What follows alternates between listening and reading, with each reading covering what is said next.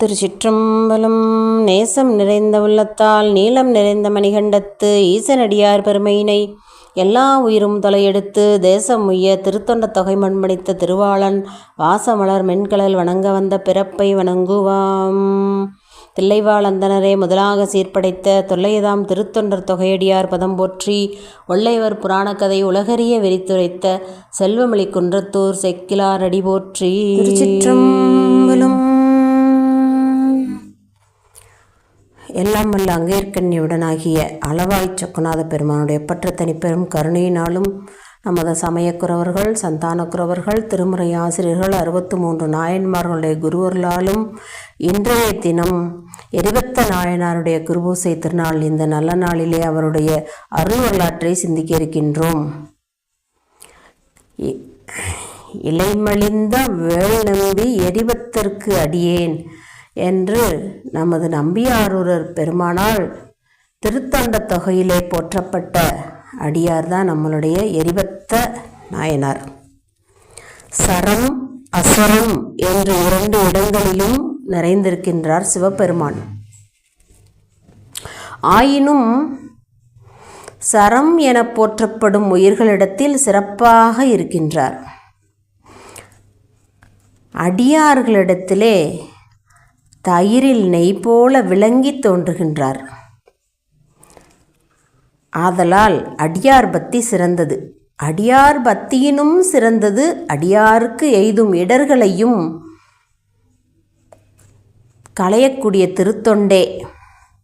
அடியார்களுக்கு என்ன இடர் துன்பம் வந்தாலும் அதை களையக்கூடிய தொண்டே மிகச்சிறந்த தொண்டாக கருதப்படுகின்றது. அந்த திருத்தொண்டினை மேற்கொண்டவர் எரிபத்த நாயனார். அடியார்களின் இடர்களை மழுவினால் எரிந்து நீக்கி வந்தவர் அவர். அதன் காரணமாகவே அவருக்கு எரிபத்த நாயனார் என்னும் திருநாமத்தை பெற்றார்.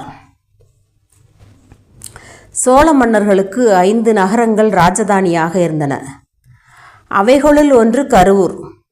திருச்சியிலிருந்து ஈரோடு செல்லும் வழியில் உள்ளது. கொங்கு நாட்டு தேவார பாடல் பெற்ற 7 தலங்களுள் இதுவும் ஒன்று. ஆழ்ந்த அகழிகளும் உயர்ந்த மதில்களும் சோலைகளும் சூழ்ந்த கருவூரில் மாட மாளிகைகளும் மணி மண்டபங்களும் நிறைந்து விளங்கின. முனிவர் பலர் மாமர வடிவாகி 2 கரைகளிலும் தவம் செய்த காரணத்தால் ஆம்ராவதி இன்றைக்கு அமராவதி என்று வழங்கப்படுகின்றது. இந்த சிறப்பு பெற்ற நதியின் கரையில் விளங்குவதுதான் கருவூர். இந்த தலத்தில் காமதேனு வழிபட்டபடியால் திருக்கோயிலுக்கு ஆணிலை என்று பெயர் உண்டாயிற்று. சுபதீசர் என்ற திருநாமம். இத்தனை சிறப்புகள் பெற்ற கருவூருக்கு சென்று வந்தால் மீண்டும் கருவாக பிறக்கும். கருவூருக்கு போக வேண்டியது இருக்காது, மீண்டும் பிறவி வாராது என்று கருதப்படுகிறது.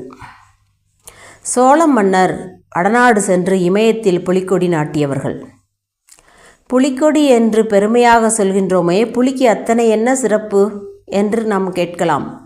வேட்டையாடும் புலி எந்த பிராணியையாவது அடிக்கும். ஆனால் அடிபட்ட பிராணி இடது பக்கம் வீழ்ந்தால் அதை உண்ணாது. வலது பக்கம் வீழ்ந்தால் மட்டுமே உண்ணும். அத்தகைய வீரம் இருந்தால்தான் புலிக்கொடியை தாங்கள் கொடியாக வைத்து கொண்டிருந்தனர் சோழர். அந்த புலிக்கொடியை பொன்மலையாக இருக்கின்ற இமயமலையில் நாட்டினர் சோழ மன்னர். வேற்று நாட்டவர்கள் நம் பாரத நாட்டுக்கு வருவதற்கு இமயத்தில் பல வழிகள் இருந்தன. ஆனால் பாரதம் தாக்குதலுக்கு உள்ளாகும் என்று அறிந்த சோழ மன்னர்கள் அந்த வழிகளையெல்லாம் அடைத்தனர். புதிய வழிகளை உண்டாக்கி வீரர்களை காவல்களுக்கு வைத்தனர். கருவூரில் அருகிலுள்ள திருக்கோயிலில் கருணைக்கடலாக எழுந்தருளியுள்ள பசுபதி ஈஸ்வரரை எப்போதும் வழிபட்டு வந்தார் எரிபத்த நாயனார். சிவனடியார்களுக்கு எல்லையில்லாத அன்புடன் தொண்டு புரிந்து வந்தார். சிவனருட் செல்வர்களுக்கு அடுக்கத்தகாத இடர்கள் வந்த காலத்திலும் குகை நின்று புறப்பட்ட சிங்கம் போல தோன்றும் எரிபத்தர் அந்த இடர் நீங்க வேதங்கள் பரவும் பரசு ஆயுதத்தால் எரிந்து உதவி புரிந்தார். பரசு என்னும் கோடரி போன்ற மழு ஆயுதம் இங்கு அடியவர் அல்லலை அகற்றுவதற்கே பயன்பட்டது. அதனால்தான் சேக்கிழார் பெருமான் பலமறை பரசும் தூய பரசு என்றார். எரிபத்த நாயனார் கருவூரில் வாழ்ந்து வந்த பொழுது சிவகாமி ஆண்டார் என்னும் ஒரு முனிவர் அந்த திருத்தலத்திலே இருந்தார். அவர் ஆணிலை கோயிலுக்கு அங்கு எழுந்தருளியிருக்கும் இறைவனுக்கு விதிப்படி புட்ப காரியங்கள் செய்து வந்தார். வைகரை உணர்ந்து போந்து புனல் மூழ்கி வாயும் கட்டி மொய்மலர் நெருங்கு வாச நந்தன வனத்து முன்னி கையினில் தெரிந்து நல்ல கமழ்முகை அலரும் வேலை தெய்வநாயகருக்கு சாத்தும் திருப்பள்ளி தாமம் கொய்து அப்படிங்கிறார். வைகரை பொழுதில் அதிகாலை பொழுதில் சிவகாமி ஆண்டார் பிரதான காலத்தில், அதாவது அதிகாலை பொழுது எழுந்து நீராடி நெற்றியிலே தூய திருநீர் அணிந்து வாயை ஒரு துண்டினால் கட்டிக்கொண்டு வாசனைமிக்க மலர்கள் உள்ள திருநந்தவனத்திற்கு செல்வார். ஐந்தெழுத்தை நெஞ்சில் உச்சரித்து கொண்டே, ஏன்னா நெஞ்சில் உச்சரிக்கிறார், வாயில் உச்சரித்தால் அதோட எச்சில் பட்டுவிடும், அதுக்காக வாயையும் கட்டியிருக்கார்.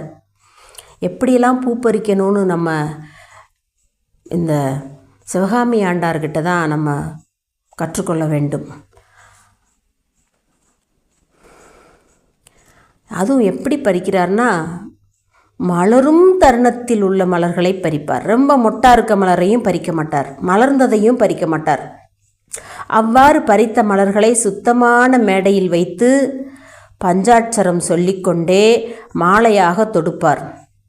அந்த மாலையை கூடையில் வைத்து அப்பூக்கூடையை ஒரு தோளில் தாங்கி ஒரு தண்டில் கோர்த்து கொண்டு திருக்கோயில் காலந்தோறும் எத்தனை காலம் வழிபாடு இருக்கோ 6 காலம் அப்படின்னு சொல்கிறாங்க. 6 காலத்துக்கும்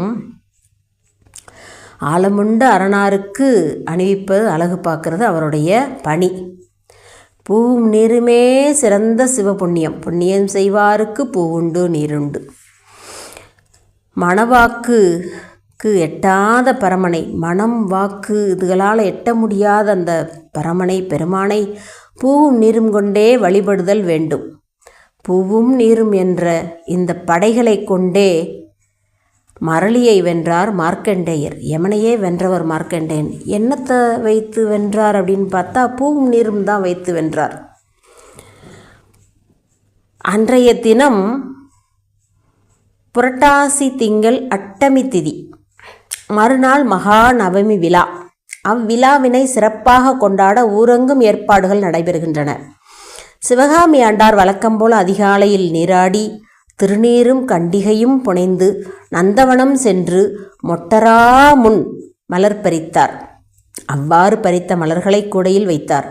அம்மலர்களை இறைவருக்கு தரும் பொருட்டு பூக்கூடையை தண்டில் தொங்கவிட்டு திருக்கோயிலை நோக்கி விரைந்தார். கருவூரை ஆளுகின்ற மன்னர் புகழ்ச்சோழர் பட்டவர்த்தனம் என்பது அவருடைய பட்டத்து யானை. புகழ்ச்சோழருக்கு அநேக போர்களில் இந்த யானை வெற்றியையும் வெற்றி மாலையையும் சூட்டியது. அதனால் இந்த யானை மீது மன்னருக்கு அலாதி பிரியம்.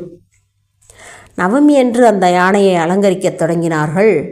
ஆம்ராவதியில் குளிப்பாட்டினார்கள். நீராட்டிய யானை மிகுந்த களிப்புடன் மதம் கொண்டு வந்து கொண்டிருந்தது. அதன் மீது பாகர்கள் 2 இருந்தனர். அந்த யானைக்கு பக்கங்களில் 2 முன்னே ஒருவர் செலுத்துவதுமாக 3 இருந்தனர். மலை போன்ற அந்த யானை மிகவும் வேகமாக வந்து கொண்டிருந்தது. அதை கண்டோர் அஞ்சி ஓடினார்கள். சிவகாமி ஆண்டார் மலர்கூடையுடன் சென்று கொண்டிருந்தார். அந்த தெருவழியாக சென்ற யானை முன்னே செல்லுகின்ற சிவகாமி ஆண்டாரை பின்தொடர்ந்து ஓடிச் சென்றது. அவர் தமது திருத்தோள்களில் தண்டில் தொங்கவிட்டிருந்த பூக்கூடையை தும்பிக்கையால் பறித்து மண்ணில் சிந்தியது. அது கண்ட பாகர் சண்டமாருதம் போல விரைந்து செல்லும் யானையை வேறொரு புறமாக செலுத்தி கொண்டு சென்றனர். சிவகாமி ஆண்டார் தமது திருத்தொண்டுக்கு தடை நேர்ந்தது குறித்து பதைத்தார். யானை விரைந்து சென்றதால் அதை நெருங்க முடியாமல் தளர்ந்து வயதுடைய அவர் தவித்தார். மண்மிசை வீழ்ந்து நிலத்தை கையால் அறைந்தார். துன்பக்கடலில் மூழ்கி சிவதா சிவதா என்று கூறி சிவபெருமானை துதித்தார். சிவதா என்பது சிவபெருமானை குறித்து ஓலமிடும் ஒரு சொல். கலியானையின் ஈரூரியாய் சிவதா, எளியார் வழியாம் இறைவா சிவதா, அழியார் அடியார் அறிவே சிவதா, தெளிவார் அமுதே சிவதா சிவதா என்று சிவகாமி ஆண்டார் இறைவனை குறித்து முறையிடும்போது எரிபத்த நாயனார் அங்கு வந்தார். சிவகாமி ஆண்டாரின் முறையை கேட்டு சினம் மூண்டு கொதிப்புற்றார். எம்பிரான் அடியாருக்கு என்றும் வழிப்பகை யானையன்றோ, அதனை கொன்று வீழ்த்துவேன் என்று கூறி மழுவை ஏந்தி வந்தார். நகரசபை ஆணையருக்கு ஒரு விண்ணப்பம் எழுதி வைத்தால் அவருக்கு கீழே உள்ள அதிகாரி வந்து உதவி செய்வது போல அடியார் சிவபெருமானை வேண்டிய போது அவருடைய பக்தரான எரிபத்தர் வந்து உதவி செய்தார். யானை சென்ற வழியை தொடர்ந்து எரிபத்தர் விரைவுடன் சென்றார். அவர் சென்ற வேகம் காற்றும் நெருப்பும் கலந்து பொங்கி எழுந்தது போல இருந்தது. அவர் தொடர்வதைக் கண்ட யானையும் துள்ளி குதித்து ஓடியது. இது முன்னர் சிவபெருமான் உரித்த யானையே போலும் என்று ஐயுற்றார் நாயனார். விண்ணவரும் மன்னவரும் வந்து தடுத்தாலும் இந்த ஆணையை எதிர்த்து கொள்வேன் என்று அஞ்சாது வீர ஆவேசத்துடன் கூறினார். கையில் ஏந்தியிருந்த மழு ஆயுதத்தை வளமாகச் சுற்றி ஆர்த்தார். ஒரே பாய்ச்சலாக பாய்ந்தார். யானையின் தன்மை என்ன, மனிதனின் தன்மை என்ன? உயிரை துரும்பாக மதித்து யானை எதிர்த்த நாயனாருடைய அஞ்சாமை அளவிடற்கு அரியது. எரிபத்த நாயனார் அடியவர் மீது தாயின் தலையன்பு கொண்டிருந்ததால் அச்சம் அவர் முன்னே நிற்கவில்லை. மதம் கொண்ட யானை கண்களில் நெருப்பு பொறி பறக்க மிகுந்த கோபத்துடன் நாயனாரை எதிர்த்து பாய்ந்தது. மலை போன்ற யானையை மிகுந்த ஆற்றலுடன் எதிர்த்த எரிபத்தர் பூக்குடையை சிந்திய அதன் தும்பிக்கையை மழுவினால் துண்டித்தார். யானை கதறி தரையில் மல்லாந்து விழுந்து மாண்டது. யானை மீதிருந்த இரு பாகர்களையும் இரு பக்கங்களிலும் முன்னும் பின்னுமாக யானையை செலுத்தி வந்த குத்துக்கோர் பாகர்களையும் ஆக ஐவரையும் கொன்று வீழ்த்தினார் நாயனார். எரிபத்த நாயனார் குற்றம் புரிந்த உறுப்பு ஆகிய யானையின் தும்பிக்கையை துண்டித்தார். யானை குற்றம் புரியும் போது அதை தடுக்காது இருந்தமையால் மேலிருந்த பாகர் இருவரையும் இருபுறத்து முன்னும் பின்னும் நின்ற பாகர்களையும் ஆக ஐவரையும் வென்றார். அது ஆணவ மலமாகிய யானையும் புலன்கள் ஐந்தையும் வென்றார் என்ற அருட்குறிப்பை நமக்கு உணர்த்துகின்றது. ஐம்புலன்களையும் ஆணவ மலத்தையும் வென்ற எரிபத்த நாயனார் ஐவர்களையும் யானையையும் கொன்று வீரத்துடன் நின்றார். அதை கண்ட மற்ற பாகர்கள் புகழ்ச்சோழர் அரண்மனைக்கு ஓடினர். அரண்மனை வாயில் இருந்த காவலரிடம் பட்டவர்த்தனமும் பாகரும் கொலையுண்டனர் என்று கொற்றவனிடம் தெரிவியுங்கள் என்றனர். காவலர் அவ்வாறே அரசனிடம் தெரிவித்தார். புகழ்ச்சோழர் போருக்கென எழுந்தார். அவரது திருமார்பில் இருந்த மாலையில் வைத்திருந்த வண்டுகள் அப்போது எழுந்தன. அரசருக்கு சினம் மிகுதியாக எழுந்தபடியால் யார் இந்த செயலை செய்தார்கள் என்று தெளிவுபட கேட்கவில்லை. அரசரது எழுச்சியை கண்ட சேனை தலைவர்கள் சேனைகளை புறப்படுமாறு பறையறைந்தனர். வானை மறைத்த கொடிகளுடன் கூடிய எந்திர தேர்களும் யானைகளும் குதிரைகளும் புறப்பட்டன. வீரர்கள் வேல், வாள், சக்கரம், மழு, சூலம் முதலிய ஆயுதங்களுடன் புறப்பட்டனர். சங்கம், தாரை, பேரிகை முதலிய பள்ளியங்கள் முழங்கின. தேர் சக்கரங்களின் ஒளியும் யானையின் முழக்கமும் குதிரையின் கழுத்து மணியும் வீரர்களின் ஆர்ப்பரிப்பும் சேர்ந்து கடலின் ஒளி ஓசை போல பயங்கரமாக முழங்கின. நால்வகை படைகளும் தொடர வேந்தர் பெருமான் வீரக்கலல் அணிந்த ஒரு சிறந்த புறவியின் மீது ஏறிக்கொண்டு அரசமா வீதியை அடைந்தார். பாகரும் பட்டத்து யானையும் ஆண்டு கிடக்கும் இடத்திற்கு சென்றார். சென்றவர் பகைவர் ஒருவரையும் கண்டாரில்லை. ஒளிமிக்க மழுவை ஏந்தி அஞ்சாமல் அகலாமல் வீரத்துடன் யானை போல நிமிர்ந்து நிற்கும் அன்பரை கண்டார். நாயனாருக்கு என்ன வீரம் பாருங்கள்! ஆரம் கண்டிகை பூண்ட அடியவர் வீரம் நம்மால் விளம்பும் தகையதோ என்கின்றார் செக்கிலார் பெருமான். உதிர வெள்ளத்தில் மலை போல புரளும் யானை முன்னே எரிபத்தர் நின்றிருந்தார். மன்றுளாடும் மணிகண்டருடைய அடியார் அவர். ஆதலால் அவர் கொன்றிருக்க மாட்டார் என்று கருதிய மன்னர், இந்த யானையையும் பாகர்களையும் கொன்றது யார் என்று உரத்து கேட்டார். அங்கிருந்த ஏனைய பாகர்கள் மன்னரை பணிந்து, வேந்தே, இதோ பரசு தாங்கி நிற்கும் இவரே இந்த தீங்கினை செய்தவர் என்றனர். அரசனிடம் அன்பு பூண்ட இவர் கருணை வடிவினர். ஆதலால் குற்றம் மிகுந்தாலொழிய கொல்ல மாட்டார். எனவே யானையும் தவறு செய்திருக்க வேண்டும் என்று மன்னர் ஊகித்தார். சேனாதிபதிகளை அழைத்து படைகளை விலக்க உத்தரவிட்டார். எல்லோரையும் அனுப்பிவிட்டு புறவி நின்று கீழே இறங்கினார். மலை போன்ற மதயானைக்கு எதிர்த்து இந்த தவசீலர் பாய்ந்தபோது நன்மைக்கு மாறாக வேறொன்றும் நிகழாதிருந்தல் நான் தவமுடையவனானேன். இந்த மாதவருக்கு ஏதும் தீங்கு நேர்ந்தால் என்ன செய்வேன்? எம்பிரானுடைய அடியார் இத்துணை சீற்றம் கொள்ளும்படி என்ன பெரும்பிழை நேர்ந்ததோ அந்தோ கெட்டேன் என்று மன்னர் மிகவும் அஞ்சினார். நாயனாருக்கு யானையால் வேறு ஒன்றும் தீங்கு விளையாமை குறித்து மகிழ்ந்த புகழ்ச்சோழர், தீங்கு என்ற சொல்லை கூட அவர் சொல்ல அஞ்சி, வேறொன்றும் புகுதாவிட்டு அத்தவமுடையேன் என்றார். புறவியை விட்டிறங்கிய மன்னர் என்ன நடந்தது என்றும் இந்த யானை என்ன தீங்கு செய்தது என்றும் கேட்கவில்லை. எரிபத்தரை தொழுதார். சுவாமி, அடியேன் இதனை அறிந்திலேன். அரண்மனையில் கேள்விப்பட்டது ஒன்று. இந்த யானை செய்த குற்றத்திற்கு பாகர்களுடன் இதனை கொன்ற தண்டனையே போதுமா? மேற்கொண்டு ஏதாவது தண்டனை கொடுக்க வேண்டுமா? உத்தரவிடுங்கள் என்று பயபக்தியுடன் கேட்டார்.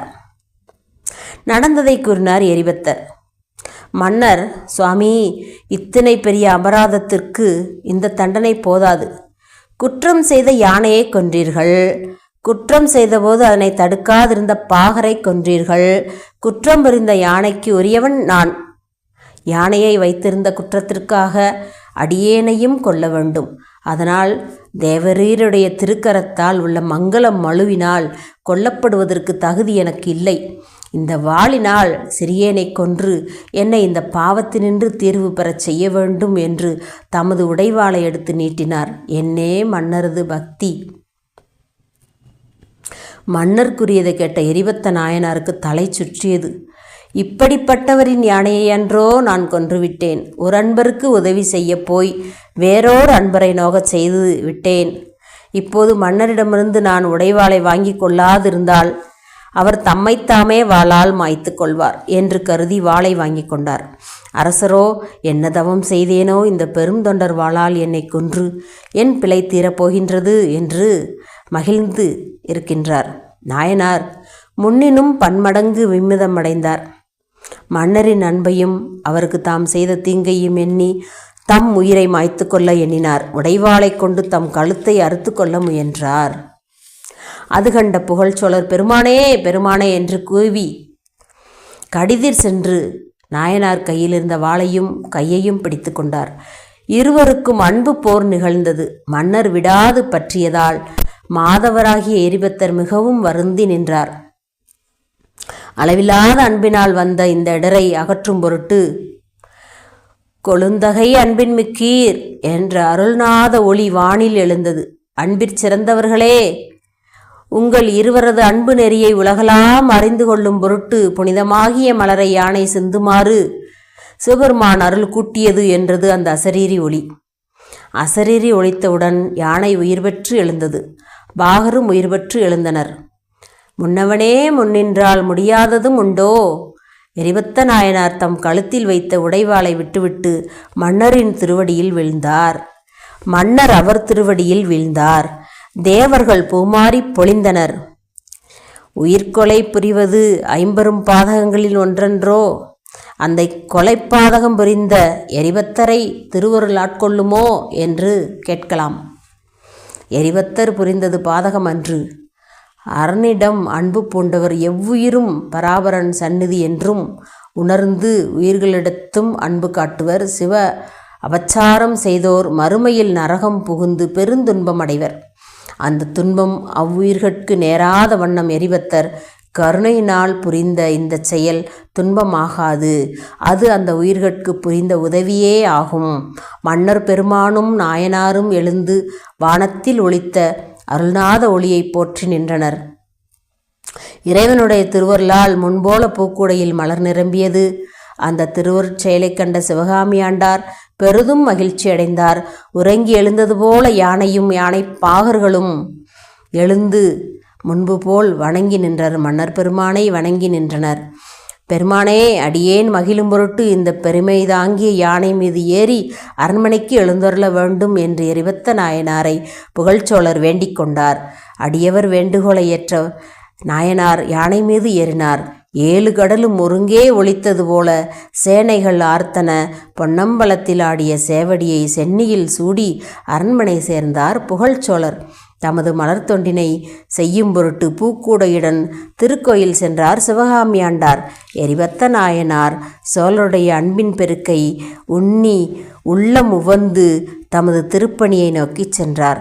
அடியாருக்கு எய்தும் இடரினை களைந்து உதவி புரிந்த எரிபத்த நாயனார் முடிவில் கைலாய மலையில் சிவகணங்களின் தலைவர்களுக்கெல்லாம் தலைவராகும் பெரும் பதம் பெற்றார். திருச்சிற்றம்பலம்.